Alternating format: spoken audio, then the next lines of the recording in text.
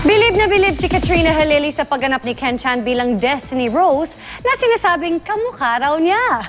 Ano naman kaya ang masasabi ng sexy actress sa character niya sa isang indie film na malayo sa mga dati niyang kontrabida roles? Yan ang chika ni Lars Santiago. Hinubad ni Katrina Halili ang glamour at kaseksihan para sa karakter niya sa indie movie na Child House bilang isang inang galing sa probinsya at nag-aalaga sa anak na may sakit na cancer. Kasama ni Kat dito ang kapuso child stars na sina Mona Luis Rey, Migs Cuaderno at Vincent Magbanwa na gumaganap bilang anak niyang may leukemia. Masaya po ako na parte po ako ng movie na to na isang pelikula na alam niyo yun, magbibigay awareness sa mga tao like may mga sakit na alam nila na merong bahay for them.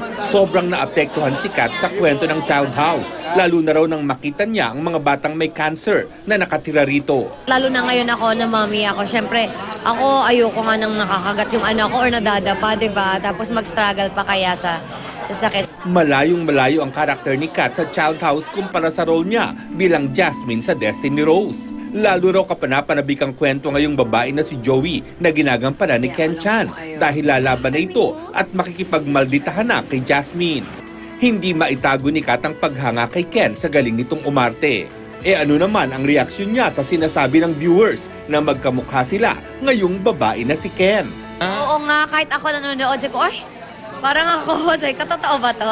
Tapos nakita ko sa Twitter, halos lahat, ako yung sinasabi. Tapos nag-send ako ng message namin, ng picture namin na Jasmine, tapos siya as Joey, na lalaki siya. Kamukha ko siya. Lars Santiago, updated sa showbiz happening.